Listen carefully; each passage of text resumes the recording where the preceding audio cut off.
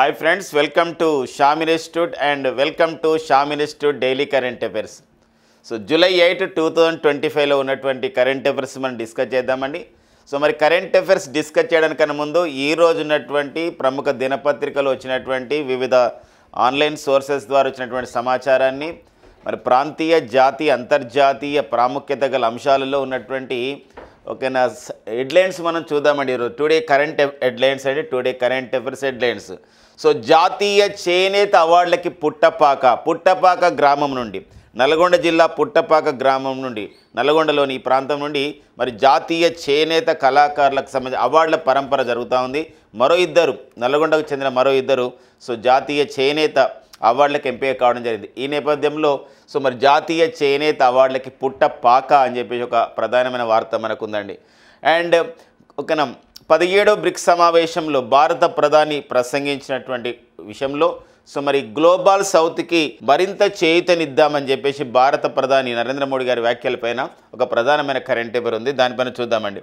అంతేకాకుండా భారతదేశంలో తొలిసారి ఒక ప్రైవేట్ సంస్థ శాటిలైట్ ఇంటర్నెట్ సేవల విపణిలోకి మార్కెట్లోకి వస్తుంది. ఆ సంస్థని హైదరాబాద్ కేంద్రంగా పనిచేస్తున్నటువంటి ఆనంత్ టెక్నాలజీస్, ఆ సంస్థ పైన చూద్దామండి. అంతేకాకుండా మరి ప్రాంతీయ అంశాల్లో ఒక ఇంపార్టెంట్గా మనకుంది. సో రంగులలో భూదర్శిని అంటే ఆంధ్రప్రదేశ్ రాష్ట్రంలో త్వరలోనే పట్టాదారు పాసు పుస్తకాలు ఇవ్వబోతున్నారు. ఇలాంటి క్రమంలో మరి సంబంధించినటువంటి ఒక క్యూఆర్ కోడ్తో ఉన్నటువంటి ఒక పాస్ పుస్తకాన్ని ఇస్తూ, అంతేకాకుండా ఒక సమాచారాన్ని ఈ రంగులలో ఇస్తున్నారు. భూదర్శిని ఒక కార్యక్రమాన్ని ఏర్పాటు చేస్తున్నారు అనమాట. ఇది ఆంధ్రప్రదేశ్ ప్రభుత్వ కార్యక్రమం, అది మనకు ప్రధాన వార్తల్లో ఉంది. అంతేకాకుండా అంతర్జాతీయ క్రికెట్ మండలి ఇంటర్నేషనల్ క్రికెట్ కౌన్సిల్కి ఒక నూతన చీఫ్ ఎగ్జిక్యూటివ్ ఆఫీసర్గా, ముఖ్య కార్యనిర్వహణాధికారిగా సో భారతీయుడైనటువంటి సంజోగ్ గుప్తా నియమితులు కావడం జరిగిందండి. ఇవ్వండి మనకి ఈరోజు ఉన్నటువంటి జూలై 8, 2025 ఉన్నటువంటి డైలీ కరెంట్ అఫైర్స్లో హెడ్లైన్స్. మరిన్ని అంశాలు కూడా ఈ సందర్భంగా ఈ సెషన్లో డిస్కస్ చేద్దాం. దాంతోపాటుగా ఈ సెషన్ ముగించడానికన్నా ముందు ఓకేనా మళ్ళీ ఒక బుల్లెట్స్ పాయింట్స్ మన షామ్ ఇన్స్టిట్యూట్ బుల్లెట్స్ పాయింట్స్ రూపంలో కరెంట్ అఫైర్స్ అందిస్తుంది. ఇది ఎగ్జామినేషన్కి మరింతగా ఉపయోగపడుతున్నాయి అన్నమాట. అవి కూడా మనం డిస్కస్ చేద్దామండి. సో మొదటి అంశం వచ్చేసి ఇక్కడ పర్టికులర్గా మనం చూసినట్లయితే గ్లోబల్ సౌత్కి మనం చేయూతనిద్దాం అని చెప్పేసి 17వ బ్రిక్స్ సదస్సులో బ్రెజిల్లోని రియో డిజనీరోలో జరిగినటువంటి సో ఈ సదస్సులో భారత ప్రధాని నరేంద్ర మోడీ గారు సో ప్రకటించడం జరిగింది. అంటే గ్లోబల్ సౌత్ లేకుంటే ప్రపంచంలో ఎలాంటి కార్యక్రమాలు కూడా, ఎలాంటి సదస్సులు కూడా, ఎలాంటి అంతర్జాతీయ సంస్థలకి మనుగడ లేదు. గ్లోబల్ సౌత్ని ఆ విధంగా నిర్లక్ష్యం చేస్తే ఖచ్చితంగా ప్రతి కార్యక్రమంలో గ్లోబల్ సౌత్ని భాగస్వామ్యం చేయండి అని చెప్పేసి ఒక ప్రధానమైన వార్త. అంటే ఇక్కడ దక్షిణార్ధ గోళంలో ఉన్నటువంటి దేశాలని సమన్వయం చేసుకుంటూ వెళ్ళాలి. దక్షిణార్ధ గోళంలో ఉన్న దేశాలన్నీ కూడా అభివృద్ధి పదాన నడవాలి అనే ఒక ప్రధానమైన ఉద్దేశాన్ని చెప్పడం జరిగింది. ఈ నేపథ్యంలోనే సో మరి ఏఐ ఇంపాక్ట్ సదస్సు అండి, మరి ఏఐ ఇంపాక్ట్ సదస్సు కూడా నిర్వహిస్తుంది మన భారతదేశం త్వరలోనే 2026. ఎందుకోసం అంటే ప్రపంచమంతా కూడా ఆర్టిఫిషియల్ ఇంటెలిజెన్స్లోకి కన్వర్ట్ అవుతుంది. సో డే బై డే ఎన్నో మార్పులు వస్తున్నాయి ఈ కృత్రిమ మేధస్సు ఆర్టిఫిషియల్ ఇంటెలిజెన్స్ అయ్యే కార్యక్రమం ద్వారా. మరి ఇలాంటి నేపథ్యంలో మరి ఇలా ఆర్టిఫిషియల్ ఇంటెలిజెన్స్లో వస్తున్నటువంటి నవకల్పనలు, ఇన్నోవేషన్స్ని, ఆవిష్కరణలు ఇంకా ఎలా ముందుకు తీసుకెళ్ళాలి అనే ప్రధానమైన ఉద్దేశంతో 2026లో ఏఐ ఇంపాక్ట్ సదస్సును భారత్ నిర్వహిస్తుందని చెప్పేసి భారత ప్రధాని ప్రసంగించడం జరిగింది. అంతేకాకుండా 18వ బ్రిక్స్ సదస్సు అండి, మరి 18వ బ్రిక్స్ సదస్సుని 2026లో కూడా సో ఎవరు నిర్వహించబోతున్నారంటే భారతదేశం నిర్వహించబోతుందని ఈ సందర్భంగా మాట్లాడడం జరిగింది. అంతేకాకుండా మరి బహుళ పక్షవాదం, ఆర్థిక వ్యవహారాలు, కృత్రిమ మేధస్సుపై బ్రిక్స్ సదస్సు జరిగింది. అంటే బ్రిక్స్ సదస్సులో సో మరి ప్రధానమైనటువంటి ఒక కాంటెంపరీ ఇష్యూస్ పైన డిస్కస్ చేస్తున్నప్పుడు ఇక్కడ ఒక మల్టీపోలార్ వరల్డ్ అంటే అనేక ధృవాల ప్రపంచం కావాలి, భిన్న ధృవాల ప్రపంచం కావాలి, అంటే బహుధృవాల ప్రపంచం కావాలి. పర్టికులర్గా సో యూనిపోలార్ వరల్డ్ అవసరం లేదు. ప్రపంచవ్యాప్తంగా కూడా ఒకరి యొక్క సంబంధించిన ఒక పెట్టుబడిదార వ్యవస్థ అవసరం లేదు. ఓన్లీ అమెరికా లాంటి అగ్రరాజ్యం యొక్క సంబంధించినటువంటి అంశం లేదు, అది ఆధిపత్యం అవసరం లేదు, చైనా లాంటి ఆధిపత్యం అవసరం లేదు. సో మరి మొత్తం కూడా ఎలా ఉండాలంటే మల్టీపోలార్ వరల్డ్ ఉండాలి. ఈ మల్టీపోలార్ వరల్డ్ని సాధించే క్రమంలో మనం కృత్రిమ మీద ఎలా ఉపయోగపడుతుందనే అంశంపైన ప్రసంగిస్తూ ఆ విషయాన్ని మాట్లాడడం జరిగింది. అంతేకాకుండా మరి ఖనిజాలని కొన్ని క్రిటికల్ మినరల్స్ అని చెప్పేసి అంటాం. ఏదైతే ప్రస్తుతం ఉన్నటువంటి కాంటెంపరీ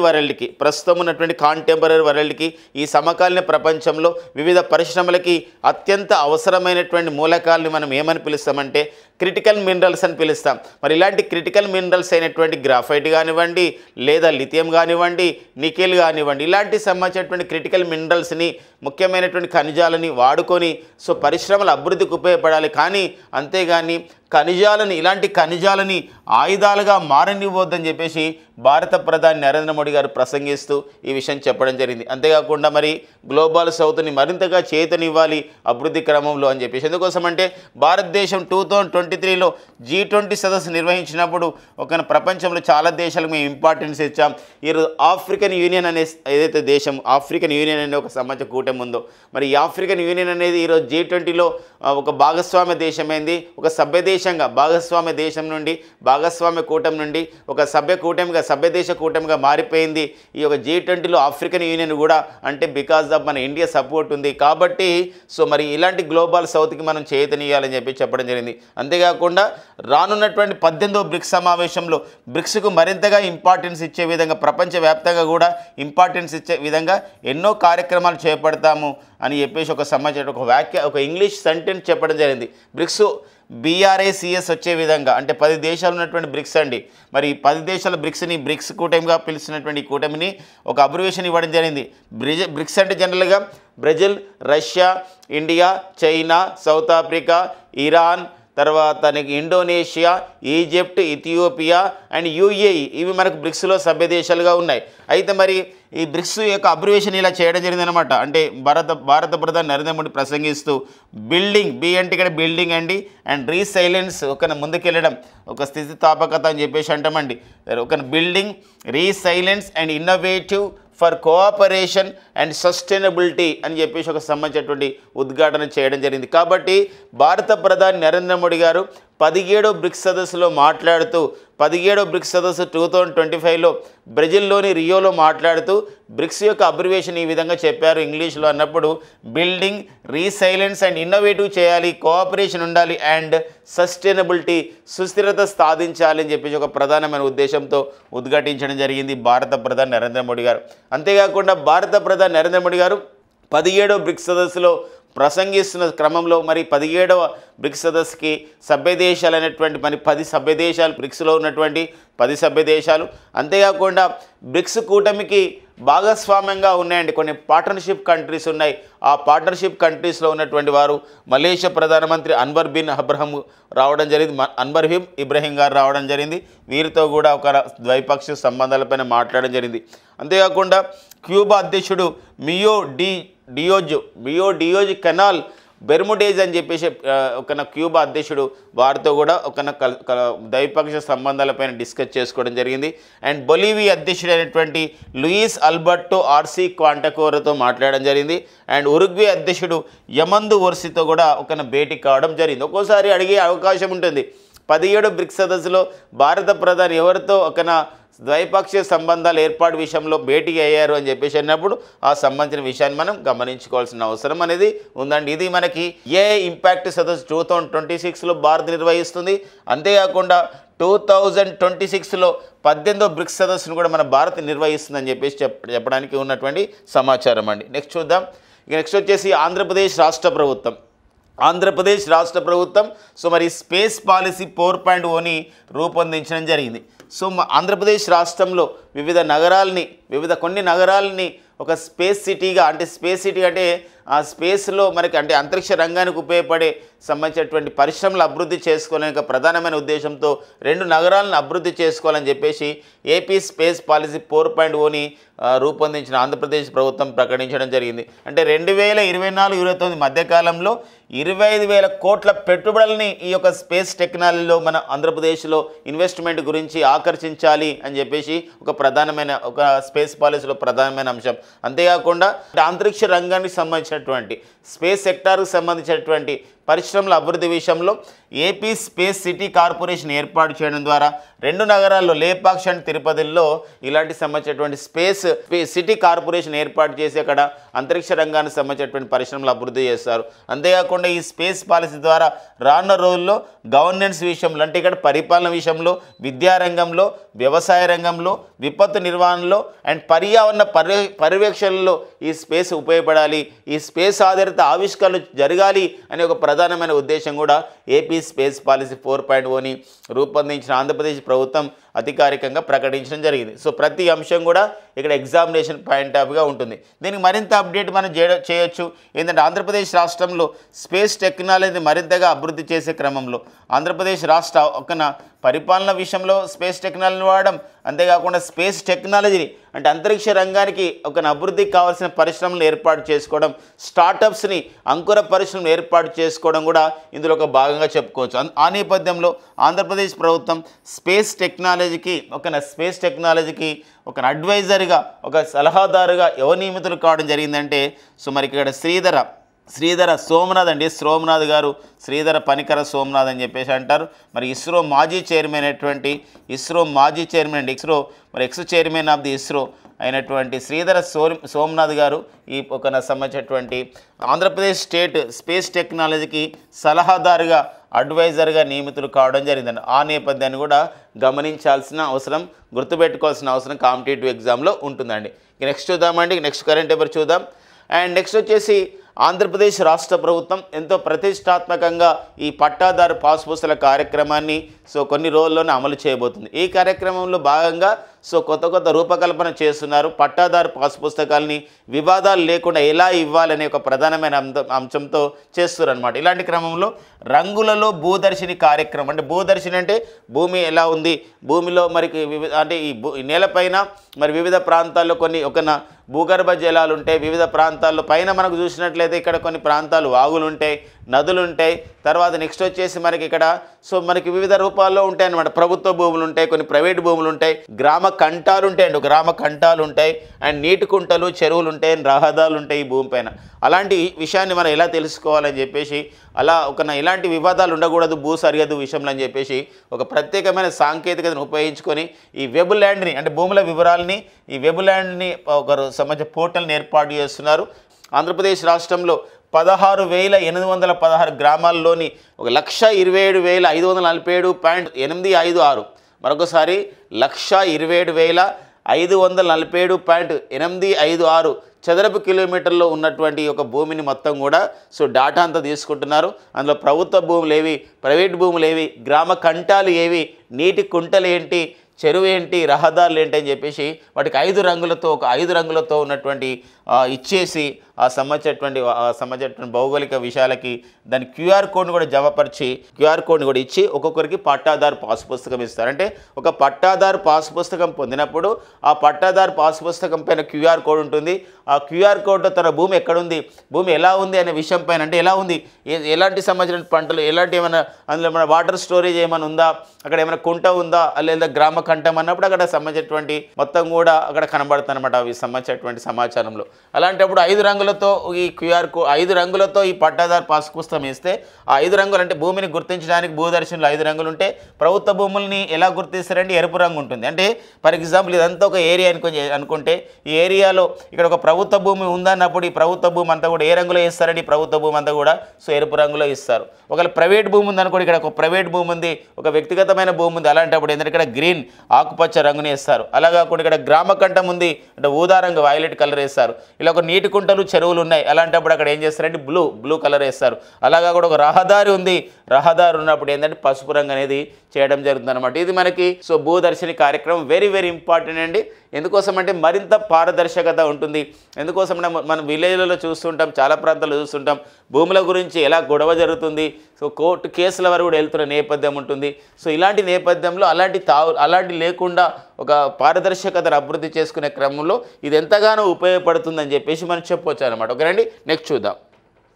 ఇక నెక్స్ట్ వచ్చేసి మనకి సో జాతీయ చేనేత అవార్డులు అంటే ఖచ్చితంగా ప్రతి సంవత్సరం కూడా జాతీయ చేనేత అవార్డు అంటే ఖచ్చితంగా మనకి నల్గొండ జిల్లాకు వస్తున్నది. మరి ఆంధ్రప్రదేశ్లో తెలంగాణలోని మరి ఒక నల్గొండ జిల్లాలో మరి ఉన్నటువంటి పుట్టపాక ప్రాంతానికి చెందిన వారికి ఎప్పుడూ వస్తూ ఉంటుంది. లాస్ట్ టైం కూడా కర్ణాటి ముఖేష్ గారు కూడా జాతీయ చేనేత అవార్డుని రావడం జరిగిందనమాట. ఇలాంటి నేపథ్యంలో 2024 సంవత్సరానికి 2025లో ఈ అవార్డులు ఇస్తున్నారు. జాతీయ చేనేత అవార్డులు చేనేత రంగానికి విశేషంగా కృషి చేయడం అనే ప్రధానమైన ఉద్దేశంతో ఈ అవార్డు ఇస్తున్నారు. మరి ఇలాంటి నేపథ్యంలో జాతీయ చేనేత అవార్డుని 2024 సంవత్సరానికి కేంద్ర ప్రభుత్వం 19 మందికి ప్రకటించిందండి. 19 మందికి 19 ఎమినెంట్ పర్సనల్స్కి ప్రకటిస్తే ఇందులో సో మనకి ఒక తెలంగాణకు చెందినవారు, తెలుగు రాష్ట్రాలకు చెందినవారు ఇద్దరు ఉండడం జరిగింది. ఒకరు వచ్చేసి గజం నర్మదా అండ్ నెక్స్ట్ వచ్చేసి గూడా పవీన్. సో గూడా పవీన్ గారి మరొక ప్రత్యేకత ఉంది. వాళ్ళ నాన్నగారు కూడా సో వాళ్ళ ఫాదర్ కూడా గతంలో 2010 సంవత్సరంలోనే జాతీయ చేనేత అవార్డును పొందడం జరిగింది. వారి తండ్రి అయినటువంటి గూడా శ్రీనివాస్ గారు. సో ఇది ఎంత గొప్ప విషయం గమనించండి. సో మనకి ఇదంటే ఏదో ఒక కళాత్మక రంగం, ఇది ఒక ఆర్టిస్ట్గా ఒక స్కిల్డ్గా ఉంటున్న నేపథ్యం ఉంటుంది. మరి ఇందులో మార్కెటింగ్ విభాగంలో గజం నర్మద గారికి అవార్డు ఇచ్చారు, నల్గొండకు చెందినవారు వీరు. మరి యువ చేనేత విభాగం నుండి గూడా పవన్కి అవార్డు అనేది ఇవ్వడం జరుగుతుంది. ఇది ఎప్పుడు ఇస్తారంటే జాతీయ చేనేత దినోత్సవం, ప్రతి సంవత్సరం కూడా జాతీయ చేనేత దినోత్సవాన్ని ఎప్పుడు జరుపుకుంటారు మై డియర్ ఫ్రెండ్స్ అంటే ఇక్కడ ఆగస్టు 7న మనం జరుపుకుంటాం. ఫ్రమ్ ది 2015 ఆన్వర్డ్స్ 2015 సంవత్సరం నుండి ఆగస్టు 15 మనం జాతీయ చేనేత దినోత్సవాన్ని ప్రకటిస్తుంటాం. మరి జరుపుకుంటాం. అలాంటి క్రమంలో నేషనల్ హ్యాండ్లూమ్ డేగా మరి ఆగస్టు 7 జరుపుకుంటాం. అదే రోజుని అవార్డుని ప్రదానం చేయబోతారు అనమాట. ఆ నేపథ్యాన్ని కూడా గమనించాల్సిన అవసరం ఉందండి. ఇదే రోజు మనకు నీరజ్ చోప్రా 2021లో ఒలింపిక్ క్రీడల్లో స్వర్ణ పథకం సాధించిన నేపథ్యంలో ఇదే రోజున మన జాతీయ జావలిన్ దినోత్సవం కూడా ఆగస్టు 7ని మనం జరుపుకుంటున్నాం విషయాన్ని కూడా గమనించండి. సో అవార్డు గ్రహీత ఎవరిస్తారు? మరి నల్గొండ చేనేతకి జాతీయ పురస్కారాలు వచ్చాయి. అయితే మరి ఎవరిస్తారు ఈ అవార్డుని అంటే కేంద్ర చేనేత జౌళి మంత్రిత్వ శాఖ టెక్స్టైల్ మినిస్ట్రీ వాళ్ళు ఇస్తారండి. Union textile and handloom ministry వాళ్ళు ఇస్తారు. కేంద్ర చేనేత జౌళి మంత్రిత్వ శాఖ వాళ్ళు ఇస్తారు. ఈ సంవత్సరానికి ఎంతమందికి ఇచ్చారంటే 19 మందికి ప్రకటించారు.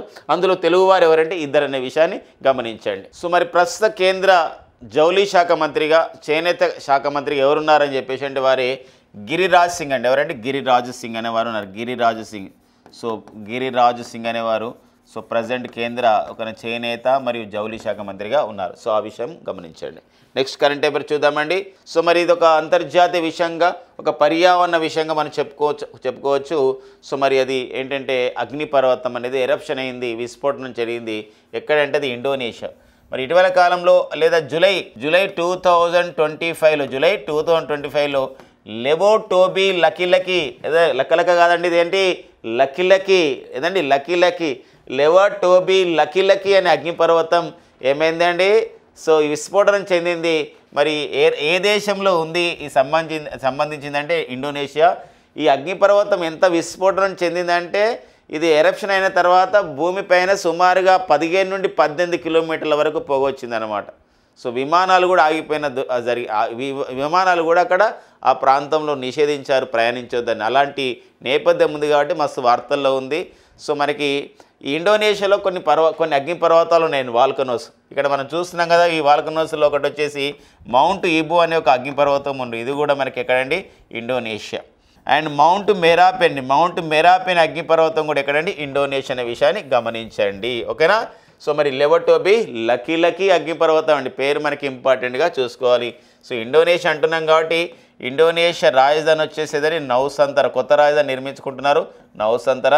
ఇండోనేషియాకి ప్రస్తుత అధ్యక్షుడు మరి ప్రభువో సుబయంతో. సో మరి ఇటీవల మనకు జనవరి 26, 2025న మన భారత గణతంత్ర దినోత్సవాలకి ముఖ్య అతిథిగా వచ్చిన వారు ఎవరండి? ఇండోనేషియా అధ్యక్షుడు అయినటువంటి ప్రభువో సుబయంతో. నెక్స్ట్ కరెంట్ అఫైర్కి వెళ్దాం ఫ్రెండ్స్. నెక్స్ట్ వచ్చేసి మనకి హైదరాబాద్ కేంద్రంగా పనిచేస్తున్నటువంటి ఒక అంకుర పరిశ్రమ, ఒక సంస్థ మరి శాటిలైట్ టెక్నాలజీస్కి అంటే భారత అంతరిక్ష రంగానికి ఎన్నో సంబంధించినటువంటి పరికరాలని, ఎన్నో సంబంధించినటువంటి ఈ యొక్క రాకెట్స్ని అభివృద్ధి చేసి కూడా ఇవ్వడం జరిగింది. మరి ఏంటంటే అది మనకి అంటే రాకెట్కి సంబంధించిన విడిభాగాలను అందించింది. సో శాటిలైట్కి సంబంధించిన విడిభాగాలను కూడా అందించింది. అదే మనకి హైదరాబాద్కు చెందినటువంటి ఆనంద్ టెక్నాలజీస్ అనే సంస్థ అండి. ఆనంద్ టెక్నాలజీ సంస్థ. మరి వీరు శాటిలైట్ ఇంటర్నెట్ సేవల విపణిలోకి ప్రయాణిస్తున్నారు. మనం అక్కడ ఇమేజ్లో చూడొచ్చు. సో ఇప్పుడు మన సెల్ ఫోన్కి మనకి మొబైల్ నెట్వర్క్ వస్తుంది, ఇంటర్నెట్ వస్తుంది అంటే మన సర్వీస్ ప్రొవైడర్ ద్వారా వస్తుంది. వాళ్ళకి ఏముంటాయంటే టవర్స్ ఉంటాయి, సెల్ ఫోన్ టవర్స్ ఉంటాయి. కానీ రానున్న రోజుల్లో వెరీ సూన్ కొద్ది రోజుల్లోనే మనకి ఏంటంటే డైరెక్ట్ ఇక్కడ చూసారు ఇమేజ్లో చూసి డైరెక్ట్గా శాటిలైట్ నుండి డైరెక్ట్గా మన సెల్ ఫోన్కి ఏమవుతుందో ఇంటర్నెట్ వస్తుంది అనమాట. అలాంటి శాటిలైట్ ఇంటర్నెట్ సేవల విపణి అంటే ఏం తెలుసండి, మార్కెట్లోకి ప్రవేశిస్తుంది. ఇలా ప్రవేశించబోతున్నటువంటి తొలి ప్రైవేట్ సంస్థ తొలి ప్రైవేట్ సంస్థ ఆనంద్ టెక్నాలజీస్. మళ్ళీ ఇలా తొలి ప్రైవేట్ కంపెనీగా రికార్డు పొందింది. ఈ విషయం మరి ఇలా శాటిలైట్ ఇంటర్నెట్ సేవలకి అనుమతిస్తున్నట్టు ఆ విధంగా ప్రకటించింది కూడా ఎవరు ప్రకటించారంటే ఇన్స్పేస్ అనే సంస్థ. మన భారతదేశంలో అంతరిక్ష రంగంలో ప్రైవేట్ సేవలు కూడా అంతరిక్ష రంగంలో ప్రైవేట్ రంగాన్ని కూడా ప్రోత్సహించాలనే ప్రధాన ఉద్దేశంతో ఇన్స్పేస్ అనే సంస్థను ఏర్పాటు చేయడం జరిగింది. ఇన్స్పేస్ అంటే ఏంటి తెలుసా అండి, ఇక్కడ Indian National Space Promotion Authorization Centre అంటారండి. ఇది ఆథరైజేషన్ సెంటర్గా పిలుస్తామండి. దీనికి ప్రజెంట్ చీఫ్ ఎగ్జిక్యూటివ్ ఆఫీసర్గా ఎవరు పనిచేస్తున్నారో తెలుసా అండి, వారే వచ్చేసి పవన్ గోయాంక గారండి. చైర్మన్ అండ్ చీఫ్ ఎగ్జిక్యూటివ్ ఆఫీసర్గా పనిచేస్తారు ఎవరండి, పవన్ గోయాంక గారు అనే విషయం గమనించండి. మరి వీరి ఉద్దేశం చూసినట్లయితే వెరీ సూన్ ఇది మనకు రాబోతుంది. మరి కొన్ని నెలల్లోనే ఈ యొక్క ఇంటర్నెట్ సర్వీసులను అందించడానికి శాటిలైట్ ఇంటర్నెట్ సర్వీసులను అందించడానికి 4 టన్నుల బరువుతో ఉన్నటువంటి ఒక జియో స్టేషనరీ కమ్యూనికేషన్ శాటిలైట్ని ఆనంద్ టెక్నాలజీ పంపించబోతుంది. అంతేకాకుండా మరి ఇది ఒక 100 GBps అండి, మరి గిగాబైట్స్ 100 GB/s అంత వేగంతో అండి. మనకు ఒక 40 GB ఉంటేనే మనకు చాలా స్పీడ్గా వస్తుంది అనుకుంటాం. అలాంటిది 100 GB/s వేగంతో ఇంటర్నెట్ సౌకర్యం అనేది అందిస్తున్న నేపథ్యం ఉందండి. ఇలా అందుకోసం ఇటీవల కాలంలో ఇంటర్నెట్ని మరింతగా వేగంగా అందించే ఉద్దేశంతోనే మరి సాక్ష్యం అనే పేరుతో సాక్ష్యం 3000 అనే పేరుతో ఒక రూట్ని అభివృద్ధి చేసింది ఒక సంస్థ. ఏ సంస్థ రూట్ని అభివృద్ధి చేసింది మై డియర్ ఫ్రెండ్స్ అంటే అది CDAT అనే సంస్థ, centre for the development of the telematics అని చెప్పేసి అంటాం. వెరీ ఇంపార్టెంట్ విషయాన్ని చెప్పడం జరుగుతుంది. మరి ఆనంద్ టెక్నాలజీ సంస్థకి వ్యవస్థాపకుడు, చైర్మన్ అండ్ మేనేజింగ్ డైరెక్టర్గా పనిచేస్తున్నవారు. 2024 సంవత్సరానికి ఆర్యభట్ అవార్డు గ్రహీత వారెవరండి, సుబ్బారావు పావులూరి గారు ఈ విషయాన్ని చెప్పడం జరిగింది. ఎందుకోసం అంటే ప్రపంచవ్యాప్తంగా స్పేస్ ఎక్స్ వాళ్ళు అండ్ చైనా దేశంలో ఉన్నటువంటి అంతరిక్ష సంస్థ వాళ్ళు కూడా ఏం చేస్తున్నారంటే శాటిలైట్ ఇంటర్నెట్ సేవలు ప్రారంభించారు. ఇప్పుడు ఇండోనేషియాలో స్పేస్ ఎక్స్ వాళ్ళు శాటిలైట్ ఇంటర్నెట్ సేవలు ప్రారంభించారు. మన దేశంలో కూడా ఎలన్ మస్క్ చెందినటువంటి స్పేస్ ఎక్స్ కూడా అనుమతి పొందిన నేపథ్యం ఉంది. కానీ ఒక ప్రైవేట్ సంస్థ, మన సంస్థ కాబట్టి ఇది మరింత సక్సెస్ కావాలని మనం కోరుకుందామండి. ఓకేనా, నెక్స్ట్ చూద్దామండి. మరి ఇటీవల కాలంలోనే విజయవాడలో అమరావతి క్వాంటమ్ సిటీగా ఎలా అభివృద్ధి చేయాలి అనే ఒక ప్రధానమైన ఉద్దేశం ఒక సమావేశం జరిగింది. ఇలాంటి నేపథ్యంలో అక్కడ తీసుకున్న నిర్ణయాలపైన అమరావతి క్వాంటమ్ డిక్లరేషన్కి ఆమోదం తెలుపుతూ ఆంధ్రప్రదేశ్ రాష్ట్ర ప్రభుత్వం ఒక సంబంధించినటువంటి డిక్లరేషన్ ప్రకటించడం జరిగింది. దీని ప్రకారం అమరావతి క్వాంటమ్ డిక్లరేషన్ ప్రకారం ఏంటంటే 2030 సంవత్సరాల నాటికి ఏడాదికి 5,000 కోట్ల ఎగుమతులు చేయాలి. అంటే క్వాంటమ్ పద్ధతి ద్వారా తయారు చేసినటువంటి ఏవైతే మనకు కంప్యూటింగ్ ఉంటుందో, చిప్పులు ఉంటాయో, సెన్సింగ్ ఉంటాయో, ఇలాంటి వాటిని మనం ఏం చేయాలంటే అలాంటి సంబంధించిన పరికరాలని క్వాంటమ్ టెక్నాలజీ ద్వారా అభివృద్ధి చేయడం ద్వారా మనకి 2030 సంవత్సరం నాటికి ప్రతి సంవత్సరానికి 5,000 కోట్ల ఎగుమతులు అనేది కావాలి ఈ అమరావతి క్వాంటమ్ డిక్లరేషన్ అనే ప్రకటన క్వాంటమ్ సిటీ ద్వారా అని చెప్పేసి ఒక సమాచారము అక్కడ ఒక ఇన్ఫర్మేషన్ అనేది ఇవ్వడం జరిగింది. అంతేకాకుండా ఈ quantum computing, quantum sensing and సామర్థ్య నిర్వహణ విషయంలో ఎలా ముందుకెళ్ళాలనే అంశం పైన కూడా ఇక్కడ ఈ యొక్క డిక్లరేషన్లు ఇవ్వడం జరిగింది. 2025-26లో అమరావతిలో క్వాంటమ్ సిటీని, క్వాంటమ్ వ్యాలీని, క్వాంటమ్ నిర్మాణం జరుగుతుంది. క్వాంటమ్ నిర్మాణం ప్రారంభమవుతుంది, క్వాంటమ్ వ్యాలీ. మరి ఇందులో మనకు లివింగ్ ల్యాబ్ని ఏర్పాటు చేస్తున్నారు. ఈ మౌలిక సదుపాయాల గురించి ఒక 1,000 కోట్ల రూపాయల ఫండ్ను కూడా ఏర్పాటు చేయడం జరిగింది. తద్వారా స్టార్టప్స్ని ఎంకరేజ్ చేస్తారన్నమాట. ఈ లివింగ్ ల్యాబ్ మౌలిక సదుపాయాలను ఏర్పాటు చేసి 1,000 కోట్ల ఫండ్లు ఏర్పాటు చేసి క్వాంటమ్ కంప్యూటింగ్ని అభివృద్ధి చేసే విషయంలో క్వాంటమ్ కంప్యూటింగ్కి సంబంధించిన పరికరాలను అభివృద్ధి చేసే విషయంలో ఏవైతే స్టార్టప్స్ ఉన్నాయో అంకుర పరిశ్రమలు అభివృద్ధి చేస్తారు. అదండి దీని యొక్క ప్రధానమైన ఉద్దేశం. అంతేకాకుండా 2027 నాటికి కంప్యూటింగ్ అండ్ చిప్లు, సెన్సింగ్, కమ్యూనికేషన్ రంగాల్లో సో మరి $5,000 మిలియన్ పెట్టుబడిని ఆకర్షించే విధంగా కూడా సో మనకి ఒక డిక్లరేషన్ చెప్పడం జరిగింది. ప్రతి పాయింట్ కూడా ఎగ్జామినేషన్ పాయింట్లు చూసుకోవాలండి, ప్రాంతీయ అంశాలు. అండ్ నెక్స్ట్ వచ్చేసి సంస్కృతి, సాంప్రదాయము, ఇండియన్ హెరిటేజ్ కల్చర్లో పండుగలు, జాతరలు, నృత్యాల పని వస్తున్నాయి. ఇటీవల కాలంలో మనకి చూసినట్లయితే గోవాలో మరి జూలై 2025లో మరి గోవాలో నిర్వహించినటువంటి ఒక పండుగ ఉందండి. ఒక పండుగ అదే చికల్ కలో. ఏదండి చికల్ కలో అనే ఒక ఉత్సవం ఉంది. మరి ఈ చికల్ కలో ఉత్సవాన్ని పైన కూడా డిస్కస్ చేసుకోవాలండి. ఇది మరి ఏ రాష్ట్రానికి చెందినటువంటి పండుగ అంటే అది గోవా రాష్ట్రానికి చెందినటువంటి పండుగ చికల్ కలో అండి. ఇది చికల్ కలో అనే పండుగ అనమాట. సో మనకి పండుగలు, జాతరల విషయంలో అలాంటి క్వశ్చన్స్ అనేది మనకి అడుగుతున్న నేపథ్యం ఉంటుందండి. ఓకేనా, నెక్స్ట్ చూద్దాం. సో మరి ఇటీవలనే మనకు మన భారత ఒక సైనిక ఉప ప్రధాన అధికారి అయినటువంటి రాహుల్ ఆర్ సింగ్ గారు ఒక ప్రకటన చేశారు. ఒక సమావేశంలో మాట్లాడుతున్న నేపథ్యంలో సో మనము పాకిస్తాన్ ఆపరేషన్ సింధూర్ టైంలో ఓన్లీ పాకిస్తాన్తోనే యుద్ధం చేయలేదు. సో చైనా మరియు చైనా అండ్ తుర్కీ దేశాలు పంపించినటువంటి ఆయుధాలతో కూడా యుద్ధం చేశాం. వాళ్ళు మన పైకి పంపించినటువంటి మన భారత వైపు వాళ్ళందరూ కూడా మిజైల్స్ అవన్నీ కూడా ప్రయోగించారు. ఆ మిజైల్స్ అన్నీ కూడా పాకిస్తాన్కి చెందినవి, కొన్ని డ్రోన్లు అయితే తుర్కీ దేశానికి చెందినవి. ఇలాంటి నేపథ్యాన్ని ప్రకటించడం జరిగింది. ఆపరేషన్ సింధూర్లో భాగంగా జరిగిన కార్యక్రమాన్ని వివరిస్తూ మన భారత సైన్యం ఉప ప్రధాన అధికారి అయినటువంటి లేదా ఉపాధిపతి అయినటువంటి lieutenant general Rahul R Singh ప్రకటన చేయడం జరిగిందనమాట ఒక సమావేశంలో మాట్లాడుతూ. దీనికి సో పాకిస్తాన్ సైన్యాధిపతి అయినటువంటి అసీం మునీర్ సో మరి ఇటీవల కాలంలో ఈ అసీం మునీర్ గారు మరి అసీం మునీర్ వీరు పాకిస్తాన్ చెందినటువంటి సైనికాధికారి, వీరు ప్రధాన సైనికాధికారి. సో మరి డొనాల్డ్ ట్రంప్ ఆహ్వానం మేరకి సో మనకి వాషింగ్టన్కి వెళ్ళడం, సో ఇవన్నీ జరిగిన నేపథ్యం కూడా మనం ప్రీవియస్ క్లాసులో డిస్కస్ చేసాం. సో ఇలాంటి నేపథ్యంలోనే మరి ఒక వ్యాఖ్యలు చేయడం జరిగింది. మనము ఏప్రిల్ 22, 2025న సో మనకు పహల్గామ్ దాడిని ఫేస్ చేసుకున్నాం. మనం పహల్గామ్ దాడి జరిగిందండి. సో మన భారత పర్యాటకుల పైన సో దాడి జరిగింది. లష్కరే తోయేబాకు చెందినటువంటి ద రెసిస్టెంట్ ఫ్రంట్ అయిన ఉగ్రవాద సంస్థ దాడి చేసింది. సుమారు 26 మంది కూడా ప్రాణాలు వదిలడం జరిగింది, చనిపోవడం జరిగింది ఈ సంఘటనలో. సో మనం వెంటనే మనకి May 7 అండి. సో May 7, 2025న సో మన ఆపరేషన్ సింధూర్ అనే పేరుతో పాక్ ఆక్రమిత కాశ్మీర్లోని 5 ఉగ్రవాద స్థావరాలని, పాకిస్తాన్లోని 4 ఉగ్రవాద స్థావరాలని మనం ధ్వంసం చేశాం.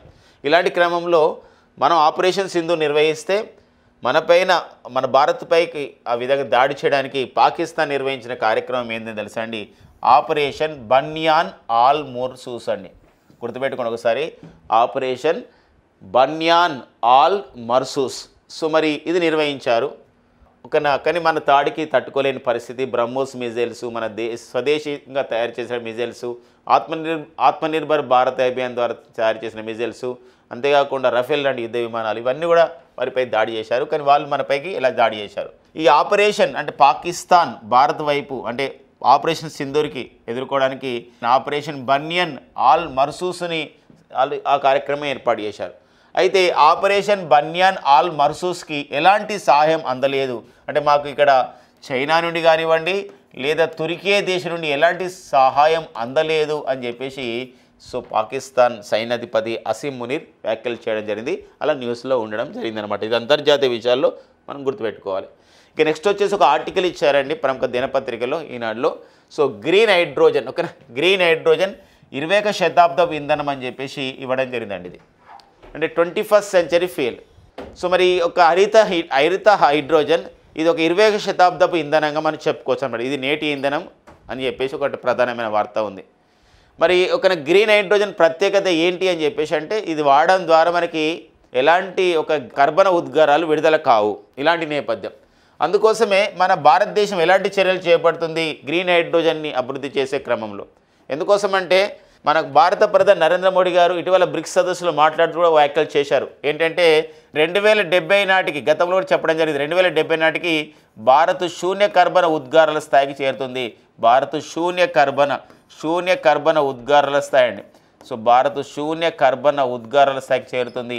అంతేకాకుండా 2015 సంవత్సరం నాటి 2015 సంవత్సరం నాటి ప్యారిస్ ఒప్పందంలోని లక్ష్యాలని ప్రపంచ ఉష్ణోగ్రతను తగ్గించే క్రమంలో తీసుకోవాల్సిన చర్యలపైన ప్యారిస్ ఒప్పందం అమలు చేయడంలో సో మనం ముందంజలో ఉన్న మన భారత్ అని చెప్పడం జరిగింది. ఇలాంటి క్రమంలో మనకి ఇక్కడ మనకి గ్రీన్ హైడ్రోజన్ అభివృద్ధి చేసుకోవాలి అంతే ప్రధానమైన ఉద్దేశంతో 2023 జనవరిలో భారత ప్రభుత్వం నేషనల్ గ్రీన్ హైడ్రోజన్ మిషన్, జాతీయ హరిత హైడ్రోజన్ మిషన్ ఏర్పాటు చేసింది. దీని లక్ష్యం ఏంటంటే 2030 నాటికి 5 మిలియన్ మెట్రిక్ టన్నుల మనం ఏం చేయాలండి, గ్రీన్ హైడ్రోజన్ని అభివృద్ధి చేయాలి. ఏంటండి 5 మిలియన్ మెట్రిక్ టన్నులు అండి, 5 మిలియన్ మెట్రిక్ టన్నులు అని చెప్పేసి అంటే మన మెట్రిక్ టన్స్ సంబంధించినటువంటి హైడ్రోజన్ మనం ఉత్పత్తి చేయాలి. ఇదే ఒక గ్రీన్ హైడ్రోజన్ ఉత్పత్తి చేయాలి. అలాగే what is green hydrogen? Green hydrogen అంటే ఏంటి అంటే సౌర అంటే సోలార్, పవన విండ్, సౌర పవన విద్యుత్ సాయంతో నీటి నుంచే ఉత్పత్తి చేసే స్వచ్ఛమైన ఇంధనాన్ని మనం గ్రీన్ హైడ్రోజన్ అంటారండి. గ్రీన్ హైడ్రోజన్ అనేది ఎక్కడి నుంచి వస్తుంది అని కాదండి, ఇది వాటర్ నుండే వస్తుంది. ఎందుకోసం అంటే మనకు తెలుసు వాటర్ యొక్క సంకేతికం ఇలా చూపిస్తామండి, H2O నీరు. మరి ఇందులో మనం ఏం చేస్తున్నాము, సౌర విద్యుత్ వాడతాము, పవన విద్యుత్ వాడతాము. ఆ సాయంతో నీటి నుంచి ఏం చేయాలి, ఒక ఉత్పత్తి చేసే స్వచ్ఛమైన ఇంధనమే గ్రీన్, అది హైడ్రోజన్. సో ఇది గుర్తుపెట్టుకోండి. అయితే ఇందులో మనం గమనించండి, గ్రే హైడ్రోజన్ ఉంటుంది, బ్లూ హైడ్రోజన్ అనేది ఉంటుంది, గ్రీన్ హైడ్రోజన్ ఉంటుంది. గ్రే హైడ్రోజన్ CH4 అంటే మీథేన్ మండించడం ద్వారా వచ్చేది గ్రే హైడ్రోజన్ అండి. కానీ ఇందులో మరి కర్బన ఉద్గారాలు ఉంటాయి. గ్రే హైడ్రోజన్ అంటే మీథేన్ CH4 మండించడం ద్వారా వచ్చేది మనకి గ్రే హైడ్రోజన్. ఇది కూడా ఇంధనంగా వాడవచ్చు, బట్ కర్బన ఉద్గారాలు ఉంటాయి, ఇది పర్యావరణానికి అనుకూలం కాదు. ఈ గ్రే హైడ్రోజన్ ద్వారా వచ్చినటువంటి కర్బన ఉద్గారాలని భూమిలో పాతి పెడితే ఒక కర్బన్ని బ్లూ హైడ్రోజన్గా పిలుస్తామండి, బ్లూ హైడ్రోజన్. దీని ద్వారా కూడా భూమిలో మరి అనుఘటకాలు మారిపోతాయి, భూమి యొక్క భూగర్భ జలాలు అన్నీ కూడా కలుషితమవుతాయి. అందుకోసమే గ్రే హైడ్రోజన్ సరైనది కాదు, బ్లూ హైడ్రోజన్ సరైనది కాదు. మనకు పర్యావరణానికి రైట్ ఆన్సర్, మనకు రైట్గా మనకు పర్యావరణానికి ఉపయోగపడేది ఏంటండి, గ్రీన్ హైడ్రోజన్. ఎందుకోసం అంటే అందులో ఎలాంటి కర్బన ఉద్గారాలు ఉండవు. మన భారతదేశంలో ఈ గ్రీన్ హైడ్రోజన్ని హరిత ఇంధనాలని అభివృద్ధి చేసే క్రమంలో సైట్ అనే కార్యక్రమాన్ని కేంద్ర ప్రభుత్వం ప్రారంభించింది. సైట్ దృష్టి ఏంటా, దృష్టి దేనిపైన దృష్టి అంటే ఇక్కడ పర్యావరణం పైన దృష్టి. ఏంటా సైట్ అంటే స్ట్రాటజిక్, ఎస్ అంటే ఏంటండి, సైట్ అంటే strategic intervention for the green hydrogen transition. Green hydrogen transition అంటే గ్రీన్ హైడ్రోజన్కి మారిపోవాలి అంటే పరివర్తన చెందాలంటే మనం వ్యూహాత్మకమైనటువంటి కార్యక్రమాన్ని తీసుకెళ్ళాలి. ఏదైతే మనం ఎప్పుడైతే ఫజిల్ ఫ్యూయల్స్ వాడుతున్నామో దాని స్థానంలో ఒక స్ట్రాటజిక్ ఇన్వెన్షన్ చేస్తూ మనం గ్రీన్ హైడ్రోజన్కి వెళ్ళాలని చెప్పేసి strategic intervention for green hydrogen transition అని చెప్పేసి అబ్రివేషన్ ఇవ్వడం జరిగింది. ఇక నెక్స్ట్ వచ్చేసి మన ఆంధ్రప్రదేశ్ రాష్ట్రంలో మరి భారతదేశ వ్యాప్తంగా ఈరోజు గ్రీన్ హైడ్రోజన్ని పరిశ్రమలు ఏర్పాటు చేసే విషయంలో కేంద్ర ప్రభుత్వం ఎంతో చొరవ తీసుకున్న విషయాన్ని గమనించండి. జనవరి 8, 2025 భారత ప్రధాని నరేంద్ర మోడీ గారు ఆంధ్రప్రదేశ్ రాష్ట్రంలో మరి పూడిమడక వద్ద విశాఖపట్నం దగ్గర ఉన్నటువంటి పూడిమడక దగ్గర 1500 టన్నుల గ్రీన్ హైడ్రోజన్ మనం ప్రతిరోజు ఉత్పత్తి చేయాలనే ఒక ప్రధానమైన ఉద్దేశంతో 7500 టన్నుల గ్రీన్ అమోనియాను ఉత్పత్తి చేయాలనే ఒక ప్రధానమైన ఉద్దేశంతో భారతదేశంలోనే అతిపెద్ద గ్రీన్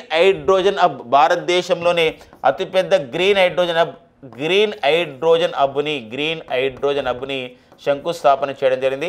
సో అది మనకు ఒక ఇంపార్టెంట్గా ఉందండి.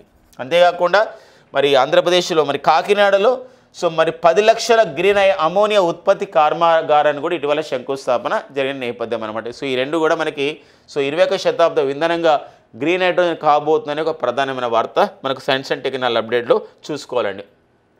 ఇక నెక్స్ట్ వచ్చేసి పర్యావరణ విషయంలో సైన్స్ అండ్ టెక్నాలజీ అప్డేట్లో మరి ఒక బ్రహ్మపుత్ర నదిలో దీబ్రుగఢ్ జిల్లాలోని బ్రహ్మపుత్ర నదిలో ప్రవహిస్తున్నటువంటి దాంట్లో శాస్త్రవేత్తలు ఒక కొత్త జాతి చేపను, ఆ విధంగా ఫిష్ని కనిపెట్టడం జరిగింది.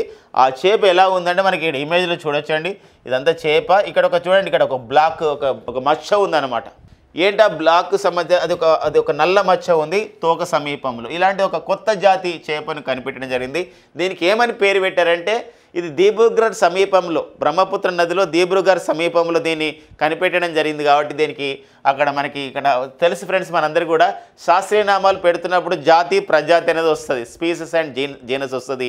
ఈ సిస్టమే నేచర్ అనే పుస్తకం ద్వారా మన కరోలస్ లినియస్ చెప్పిన విధానం ప్రకారం ఈ శాస్త్రీయ నామాలు ఇలాంటి క్రమంలో పేదియా దీబ్రుగర్నేసిస్ ఏదండి పేదియా దీబ్రూ గర్నేసిస్. మనం ఈజీగా గుర్తుపెట్టుకోవచ్చు, చాలా ఈజీగా గుర్తుపెట్టుకోవచ్చు. ఇలా పెద్దగా మనం కష్టపడిన అవసరం లేదు, చాలా ఈజీగా సులువుగా గుర్తుపెట్టుకోవచ్చు. అంత సులువేం కాదు, కొంచెం కూడా అది చూసుకోవాలి. ఏంటి అంటే ఇక్కడ ఇటీవల కాలంలో బ్రహ్మపుత్ర నదిలో కొత్త రకం చేపను శాస్త్రవేత్తలు కనిపెట్టారు. దీనికి ఏమని పెట్టారు అని చెప్పి పేరంటే వెంటనే అస్సాంలో ఉన్న ప్రముఖ నగరం దీబ్రూగర్ కాబట్టి సో దీనికి ఏమని పేరు పెట్టారంటే దీబ్రూ గర్నేసిస్ అనే పేరు వచ్చినట్టు చూసుకోండి. ఇక్కడ గుర్తుపెట్టుకోండి, పేదియా దీబ్రూ గర్నేసిస్ ఏదైనా పేదియా దీబ్రూ గర్నేసిస్ అండి. ఓకేనా, నెక్స్ట్ చూద్దామండి. ఇక నెక్స్ట్ వచ్చేసి మనకి ఒక విశ్వంబర పురస్కారం అండి. జ్ఞానపీఠ అవార్డు గ్రహీత మనకి మన ముగ్గురు జ్ఞానపీఠ అవార్డు గ్రహీతలు ఉన్నారు మన తెలుగువారు. ఒకరు వచ్చేసి మనకి విశ్వనాథ సత్యనారాయణ గారు, డాక్టర్ సి నారాయణ రెడ్డి గారు అండ్ రావూరి భరద్వాజ గారు. మరి ఒక మన తెలుగువారైనటువంటి సి నారాయణ రెడ్డి గారి పేరు పైన వారి యొక్క సంబంధించినటువంటి వారి భార్య పేరు పైన సుశీల నారాయణ రెడ్డి ట్రస్ట్ని ఏర్పాటు చేయడం జరిగింది. వాళ్ళ భార్య పేరు సుశీల నారాయణ రెడ్డి ట్రస్ట్ని ఏర్పాటు చేసి ప్రతి సంవత్సరం కూడా సో మరి ఒక విశ్వంబర్ అనే పురస్కారాన్ని ఇచ్చారు. ఎందుకోసం అంటే డాక్టర్ సి నారాయణ రెడ్డి గారు రాసిన ఒక గొప్ప పుస్తకం ఒకటి ఏంటంటే విశ్వంబర్ అండి. సో మరి త్వరలో కూడా మనకి మన అన్నయ్య మెగాస్టార్ చిరంజీవి గారు కూడా నేతృత్వంలో కూడా ప్రధాన లీడ్ రోల్ ప్లే చేస్తూ ఒక సినిమా కూడా వస్తుంది, అది కూడా విశ్వంబర. సో మరి ఇది విశ్వంబర అనేది ఒక పుస్తకం అన్నమాట. ఇవి రాయడం జరిగింది నారాయణ రెడ్డి గారు. మరి అలాంటి నేపథ్యంలో విశ్వంబర్ అనే పురస్కారాన్ని ప్రకటిస్తూ ఉంటారు. ఈసారి కూడా సుశీల నారాయణ రెడ్డి ట్రస్ట్ వాళ్ళు మరి ఒక 5 లక్షల రూపాయలు అవార్డు గ్రహీతకి ఇచ్చే విశ్వంబర పురస్కారాన్ని 2025 సంవత్సరానికి సో అస్సాం కవి అయినటువంటి నీలిం కుమార్కి ప్రదానం చేయబోతున్నారు. ఇది July 29, 2025 doctor C Narayana Reddy గారి జయంతి అయినటువంటి 94వ జయంతి రోజున ప్రదానం చేయబోతున్నారండి. ఎప్పుడు ప్రదానం చేస్తారు, ఏంటి విశేషాలు ఇంపార్టెంట్గా ఉంటాయండి. ఈ నెక్స్ట్ వచ్చేసి మనకి మరొక అవార్డుల విషయంలో ఒక ఇంపార్టెంట్గా ఉందండి. స్వీడన్ దేశానికి చెందినటువంటి ఒక అంకుర పరిశ్రమ అండి. స్వీడన్ దేశానికి చెందినటువంటి అంకుర పరిశ్రమ నైట్రోక్యాస్ట్ అండి. ఇది నైట్రోక్రాఫ్ట్ అండి. నైట్రో అంటే ఇక్కడ నైట్రోజన్ అర్థం చేసుకోండి.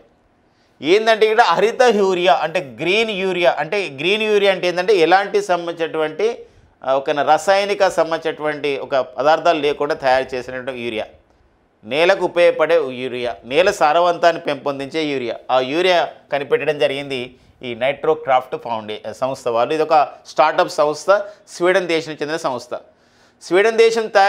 స్వీడన్లోని నైట్రోక్రాఫ్ట్ ఆవిష్కరించినటువంటి హరిత యూరియాని ఆ సంబంధించినటువంటిది ప్రజల్లోకి ఇప్పుడిప్పుడే ఒక వ్యవసాయ రంగంలో వాడుతున్నారు. ఇలాంటి నేపథ్యంలో మరి ఎలా తయారు చేస్తారంటే ఇది ప్లాస్మా టెక్నాలజీ ద్వారా పునరుత్పాదక ఇంధనం వాడుతూ గాలిలోని నత్రజనిని విచ్ఛిన్నం చేయడం ద్వారా హరిత యూరియా అభివృద్ధి చెందుతుందండి. సో ఇది మనకి ప్రాసెస్ ఇంపార్టెంట్ ఇక్కడ. సో ఈ హరిత యూరియాని ఏంటంటే ఏదో కొత్త పదార్థాలను తయారు చేయరు, ఒక గాలిలోనే ఉంటుందండి. మన గాలిలో మీకు తెలుసు ఫ్రెండ్స్, మనకి ఆక్సిజన్ నైట్రోజన్ నిష్పత్తి ఎక్కువ ఉంటుంది. అలాంటప్పుడు సో మరి ప్లాస్మా టెక్నాలజీ ద్వారా పునరుత్పాదక ఇంధనం వాడతారనమాట. హరిత ఇంధనాలు వాడుతూ గాలిలోని నత్రజనిని విచ్ఛిన్నం చేయడం ద్వారా హరిత యూరియా అనేది తయారు కాబడుతుంది. ఇది ఉత్పత్తి చేస్తారు. ఇది మనకి ఈ ఇన్వెన్షన్ ఈ ఆవిష్కరణ చేసినటువంటి నైట్రోక్రాఫ్ట్ సంస్థకి సో స్వీడన్ దేశానికి చెందినటువంటి కడ్ బెర్గ్ పోల్స్ అనే ఫౌండేషన్ వాళ్ళు 2025 సంవత్సరానికి ఫుడ్ ప్లానెట్ ప్రైజ్ ఇవ్వడం జరిగింది. Very very important. Science and technology అప్డేట్లు ఇంపార్టెంట్ అండ్ అవార్డులలో కూడా ఇంపార్టెంట్, పర్యావరణ విషయంలో కూడా చాలా చాలా ఇంపార్టెంట్ అండి. సో 2025 సంవత్సరానికి ఫుడ్ ప్లానెట్ ప్రైజ్ ఎవరిచ్చారంటే స్వీడన్ ఇచ్చింది. ఏ సంస్థకి ఇచ్చింది? స్వీడన్ దేశానికి చెందిన సంస్థకే ఇచ్చింది. స్వీడన్ దేశానికి చెందిన ఏ సంస్థ ఇచ్చింది? ఇది కట్ బెర్గ్ పోల్స్ ఫౌండేషన్. ఎవరికి ఇచ్చింది? నైట్రోక్రాఫ్ట్ అనే ఒక ఆవిష్కరణ సంస్థ, ఒక స్టార్టప్కి ఇవ్వడం జరిగింది. ఓకేనండి. సో ఇలాంటి నేపథ్యంలో ఇలా హరిత యూరియా నేపథ్యంలో మన భారతదేశంలోని ఇప్కో సంస్థ అండి, ఇండియన్ ఫార్మర్స్ ఫెర్టిలైజర్స్ కోఆపరేషన్ అంటామండి.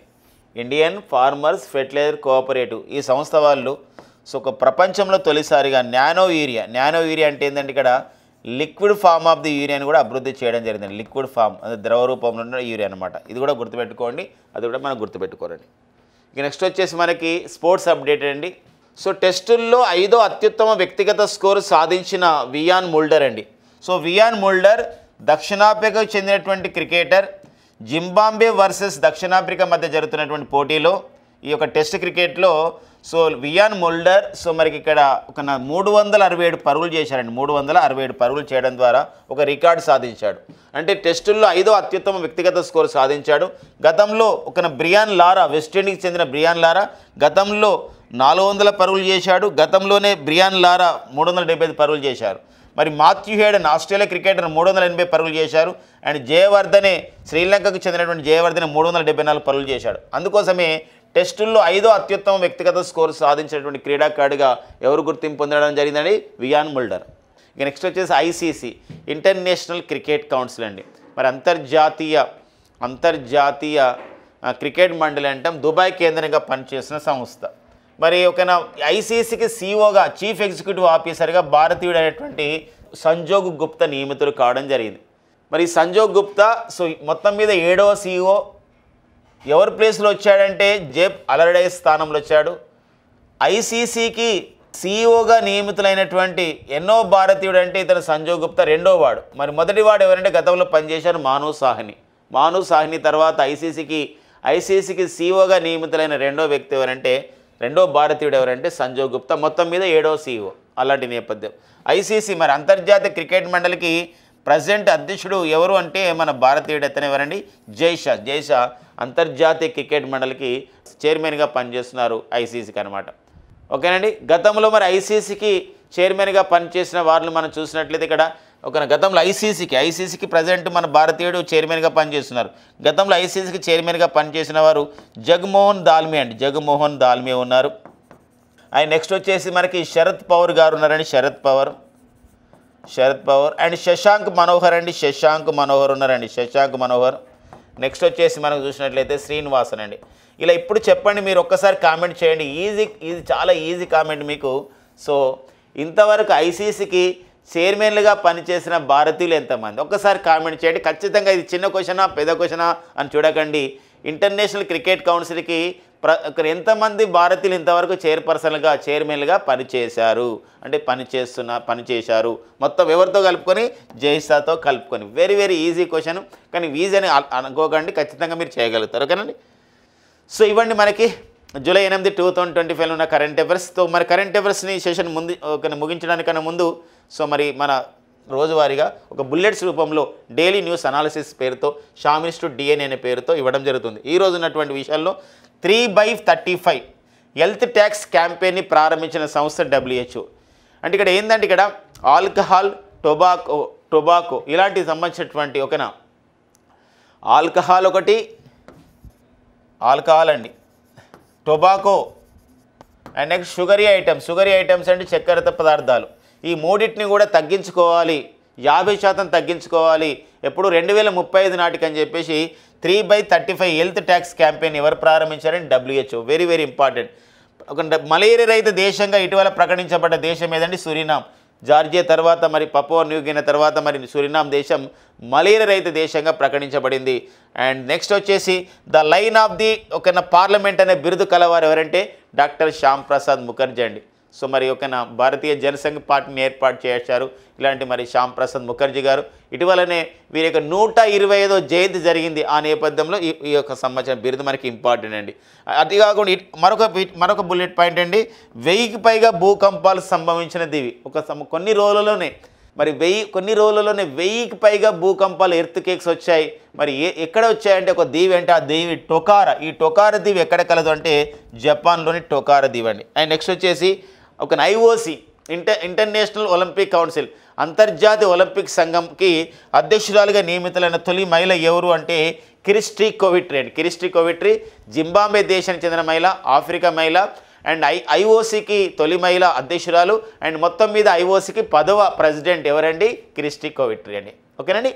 ఎస్ ఫ్రెండ్స్, ఇవ్వండి మనకి మొత్తం జూలై 8, 2025 మన షామ్ ఇన్స్టిట్యూట్ అందిస్తున్నటువంటి మనకి పోటీ పరీక్షల నేపథ్యంలో ఒక సింప్లిఫైడ్ కరెంట్ అఫైర్స్ ప్రతి కాంపిటేటివ్ ఎగ్జామ్స్కి ఉపయోగపడే విధంగా అందించబడుతున్నాయండి.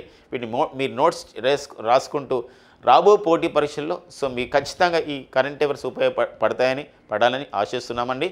Thank you friends and all the best.